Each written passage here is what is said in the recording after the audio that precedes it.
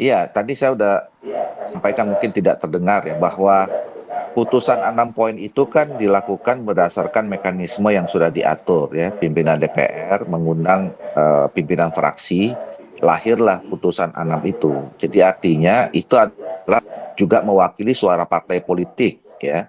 Nah, tinggal memang harus kita kawal sama-sama ya. Jadi artinya itu bagian dari komitmen politik yang ditunjukkan menjadi bagian yang harus dijawab dari 17 plus 8 ya, tuntutan 17 plus 8 itu. Nah, tapi memang itu pada akhirnya harus ditunjukkan oleh performance atau kinerja dari kami ya, dari anggota-anggota DPR, baik sebagai individu maupun institusi depan ya. Kami menyadari bahwa tuntutan itu atau kejadian kemarin dalam 1 minggu di akhir bulan Agustus itu kan menjadi pelajaran penting atau introspeksi bagi kami ya. Mungkin ada hal-hal yang selama ini dianggap kurang atau sikap atau etika yang kurang berkenan diterima oleh masyarakat kita. Nah, itu akan menjadi introspeksi dan ke depan harus menjadi apa namanya ya, fokus, tidak lagi melakukan hal-hal yang selama ini mungkin menjadi persoalan di masyarakat kita.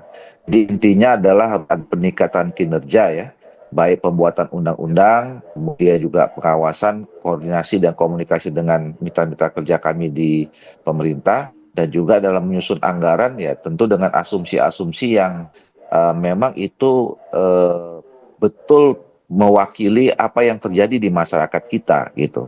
Itu yang saya kira nanti akan kita lakukan ke depan. Iya, tadi saya juga udah jelaskan tidak tidak dengar ya. Pertama soal penonaktifan itu adalah langkah yang paling mungkin dilakukan di awal pada saat itu ya. Dengan adanya aturan-aturan yang mengikat kita di Undang-Undang MD 3 dan tata tertib DPR gitu. Walaupun memang pada akhir mungkin orang mempertanyakan ya apa istilah nonaktif itu, tapi itu yang paling mungkin di awal kita lakukan. Nah, tinggal tidak lanjutnya kan sudah disampaikan ya bahwa sampai sekarang Mahkamah Kehormatan Dewan itu juga sedang melakukan kerjanya berdasarkan pengaduan-pengaduan yang sampai masyarakat, dan kemudian di masing-masing partai politik juga berjalan ya. Misalnya kami di Golkar punya ada 2 institusi, ada satu Mahkamah Partai, ada satu Dewan Etik ya. Itu sekarang sudah juga bekerja menindaklanjuti langkah awal tindakan awal yang dilakukan kemarin oleh DPR dan juga masing-masing partai. Nah, lebih dari itu, kami 3 hari yang lalu sudah rapat ya di DPP, membahas khusus, agendanya cuma khusus membicarakan tentang soal dinamika yang terjadi akhir-akhir ini.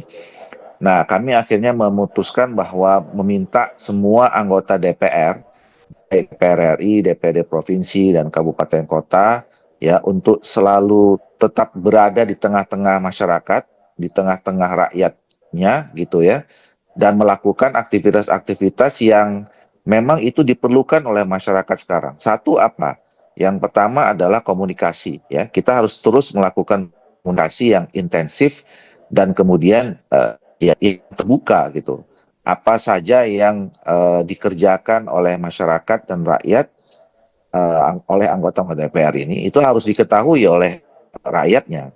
Nah, yang kedua, ya masyarakat anggota DPR juga senantiasa harus mendengarkan ya aspirasi yang berkembang di masyarakat yang tentu berbeda-beda. Tadi Saudara Henry Satrio mengatakan isu Jakarta belum tentu sama dengan isu-isu di daerah ya.